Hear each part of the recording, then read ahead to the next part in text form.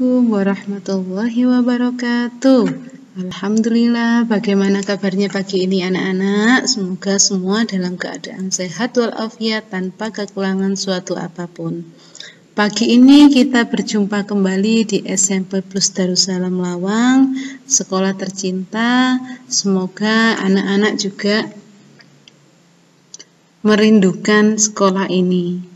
Lama tak berjumpa, namun tidak mengurangi rasa rindu dan sayang kami Bapak Ibu Guru kepada anak-anak tercinta. Pagi ini kita belajar pendidikan agama Islam dan budi pekerti kelas 7 semester ganjil. Sebelum kita mulai pembelajaran pagi ini, alangkah baiknya kita awali dengan membaca doa bersama-sama agar apa yang kita kerjakan hari ini diberi kemudahan, kelancaran dalam memahami dan melihat video pembelajaran pagi ini. Mari kita membaca doa bersama-sama. A'udzu billahi minasy syaithanir rajim. Bismillahirrahmanirrahim. Alhamdulillahi rabbil alamin. Ar-Rahmanir Rahim. Maliki yaumiddin. Iyyaka na'budu wa iyyaka nasta'in. Ihdinas siratal mustaqim. Siratal ladzina an'amta 'alaihim ghairil maghdubi 'alaihim waladdallin. Amin. Raditu billahi rabba wa bil islami dina wa bi sayyidina Muhammadin nabiyyan wa rasula. Rabbi zidni ilma warzuqni fahma. Allahumma faqihni fid din wa 'allimni at-ta'wil birahmatika ya alim ya rabbal alamin. Amin amin amin ya rabbal alamin. Pada pertemuan kali ini kita masuk pada bab 5, yakni selamat datang Nabi kekasihku. Kehadiran sang kekasih. Nabi Muhammad SAW lahir pada hari Senin 12 Rabiul Awal bertepatan dengan tanggal 20 April 571 Masehi. Nabi Muhammad SAW lahir dalam keadaan yatim. Ayahnya Abdullah bin Abdul Muthalib wafat saat Nabi Muhammad masih berusia 6 bulan di dalam kandungan ibunya, yakni Siti Aminah. Saat bayi, Nabi Muhammad diasuh oleh Halimatus Sa'diyah dari Bani Sa'ad, kabilah Hawazin. Di perkampungan Bani Sa'ad inilah Nabi diasuh dan dibesarkan sampai usia 5 tahun. Saat Nabi Muhammad memasuki usia 6 tahun, ibunya wafat.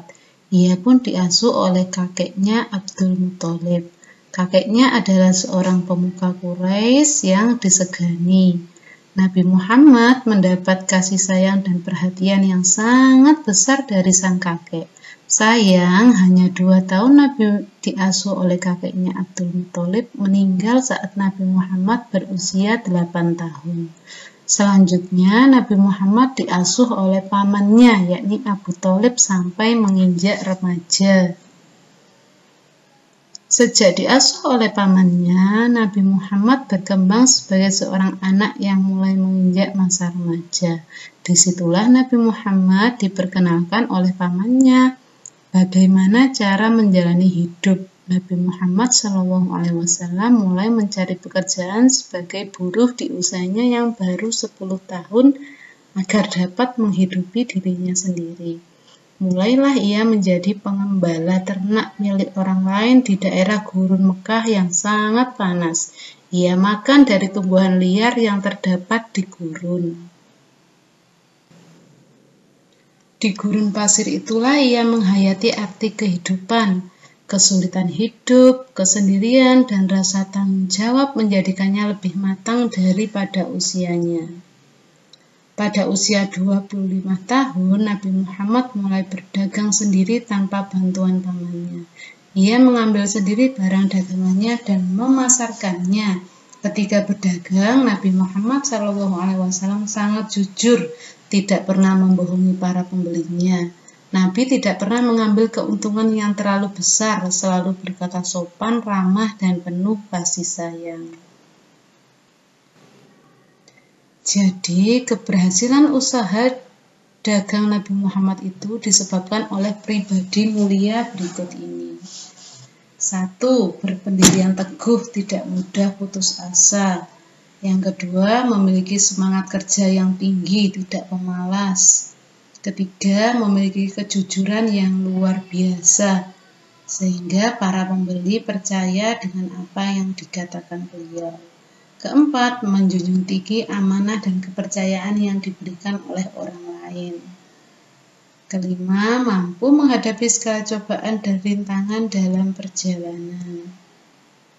Keenam, menyamakan pelayanan terhadap para pembeli, tidak membeda-bedakan antara pembeli yang satu dan pembeli yang lainnya. Memiliki sifat percaya diri.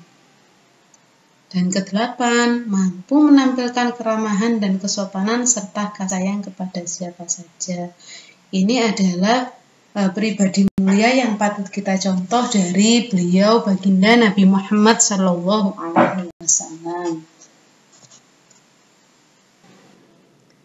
Kejujuran perilaku santun, kesopanan berbicara, kerja keras, dan kecerdasan Nabi Muhammad merebut hati setiap orang, termasuk Siti Khadijah. Pertama-tama ia minta Nabi Muhammad untuk memasarkan barang dagangannya ke Syria.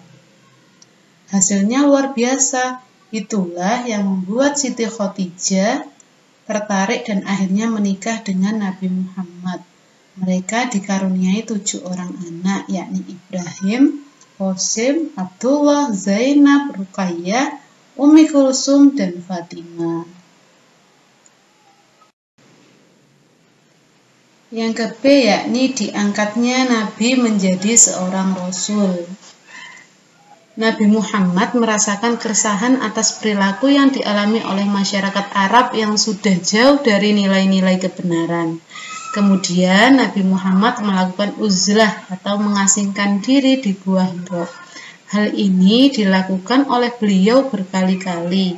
Maka tepat pada tanggal 17 Ramadan tahun ke-40 dari kelahiran beliau, Nabi didatangi malaikat Jibril dan menerima wahyu yang pertama, yakni Quran Surat Al-Alaq ayat 1-5 yang berbunyi, Bismillahirrahmanirrahim, Iqra' bismi rabbikal ladzi khalaq, khalaqal insana min 'alaq, Iqra' wa rabbukal akram, alladzi 'allama bil qalam, 'allamal insana ma lam ya'lam.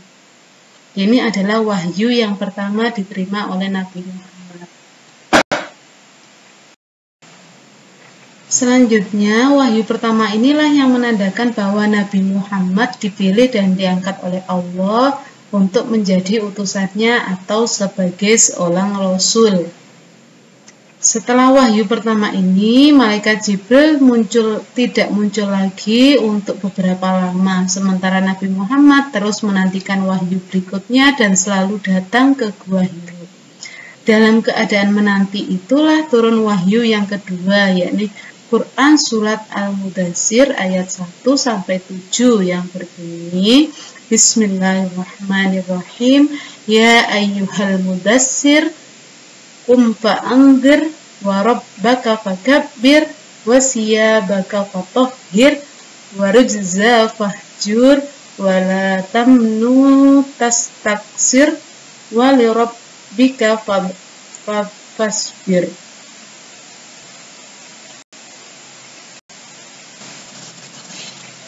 Yang ke-C, yakni dakwah Nabi Muhammad di Mekah. Dengan turunnya wahyu yang kedua, yakni surat Al-Mudaththir ayat 1-7, Rasulullah mulai berdakwah secara sembunyi-sembunyi. Nabi mengajak orang-orang yang terdekat dengannya, tujuannya agar mereka lebih dulu percaya kepada seruannya dan mengikutinya. Tempat yang beliau pilih untuk berdakwah adalah rumah Al-Arkam bin Abil Arkam Al-Ahzumi. Orang-orang yang pertama kali memeluk Islam atau yang dikenal dengan As-Sabiqun Awwalun, mereka adalah Siti Khadijah, Abu Bakar, Ali bin Abi Thalib, Zaid bin Haritha, dan Ummu Aiman. Selain yang tersebut di atas, berkat bantuan Siti Khadijah dan Abu Bakar As-Siddiq, dari hari ke hari bertambahlah orang-orang yang beriman kepada seruan beliau, baik pria maupun wanita. Setelah Nabi Muhammad berdakwah secara sembunyi-sembunyi, maka turunlah wahyu yang ketiga, yakni surat Al-Hijr ayat 94-95, yang berbunyi Bismillahirrahmanirrahim. Fasda' bima tu'maru wa a'rid 'anil musyrikin inna kafainakal mustahzi'in, yang berarti maka sampaikanlah olehmu secara terang-terangan segala apa yang diperintahkan kepadamu dan berpalinglah dari orang-orang yang musyrik. Sesungguhnya kami memelihara daripada kejahatan orang-orang yang memperolok-olokkan kamu. Quran Surat Al-Hijr ayat 94-95. Ini adalah yang menjadi dasar dakwah Nabi Muhammad secara terang. Setelah Rasulullah menerima wahyu tersebut, beliau mulai berdakwah secara terang-terangan. Pertama-tama Nabi mengumpulkan seluruh sanak keluarga di kaki Gunung Shafa untuk mengajak mereka beriman kepada Allah. Akan tetapi, salah seorang pamannya, yakni Abu Lahab, bersikap sinis dan tidak mau menerima dakwah Rasulullah. Banyak cara yang dilakukan oleh orang-orang kafir Quraisy untuk menghambat dakwah Rasul. Di antaranya mencoba menyuruh pamannya Abu Thalib untuk menghentikan dakwah keponakannya itu. Namun Nabi Muhammad menolak dan mengatakan, "Demi Allah, meskipun seluruh anggota keluarga mengucilkanku, aku akan terus berdakwah menyebarkan ajaran Islam." Kegagalan kafir Quraisy untuk menghambat dakwah Rasul menjadikan mereka semakin marah dan emosi. Budak-budak mereka yang masuk Islam dibunuh dan disiksa. Seluruh pengikut Nabi selalu diancam dan diteror agar menolak ajakan Nabi Muhammad. Abu Jahal, paman Nabi Muhammad, menyewa orang Yahudi untuk mengejek dan mencaci maki Nabi dengan harapan ia berhenti berdakwah. Akan tetapi justru akhirnya si Yahudi itu masuk Islam karena keluhuran akhlak Nabi.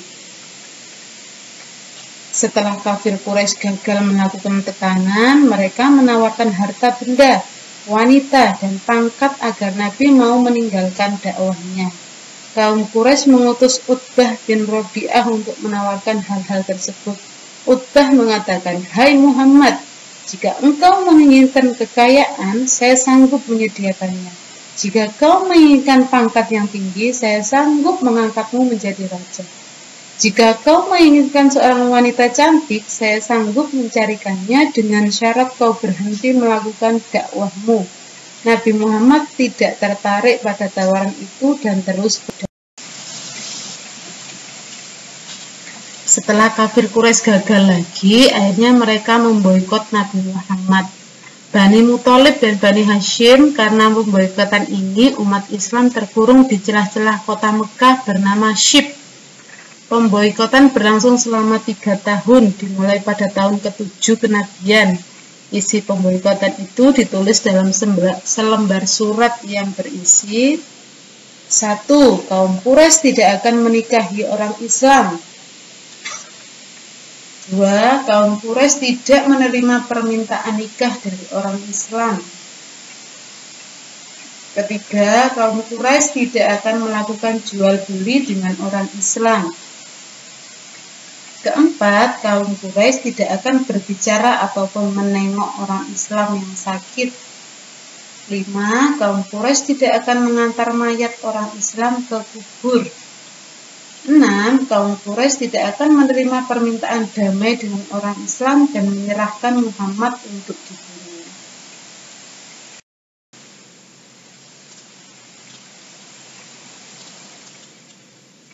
Panduan tugas. Tulis soal dan jawablah pertanyaan berikut pada buku tulis PAI menggunakan ballpoint.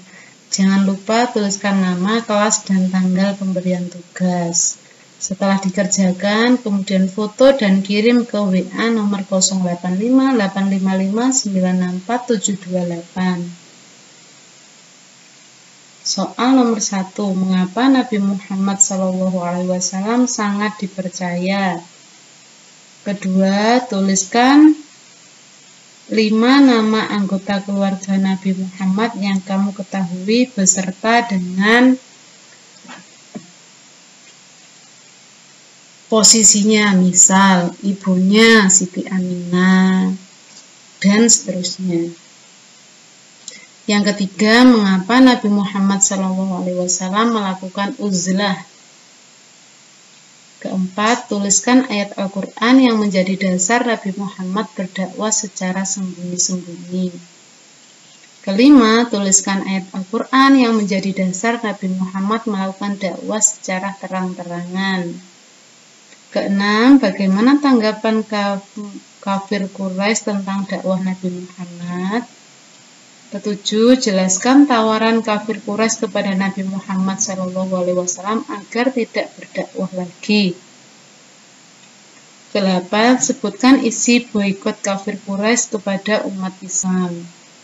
9. Apa yang dimaksud dengan as-sabiqun awwalun serta sebutkan siapa saja mereka. 10. Bacakan Quran Surat Al-Alaq 1-5 dan Al-Mudaththir 1-7 melalui voicemail WA. Sekian pembelajaran hari ini dan panduan tugas. Mari kita akhiri dengan membaca doa bersama-sama.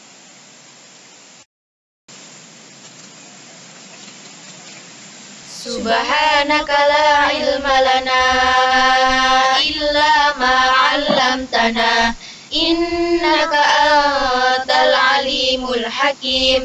Allahumma anfa'na bima 'allamtana wa 'allimna ma yanfa'una wahdina li ahsanil akhlaq fa innahu la yahdi li ahsaniha illa anta.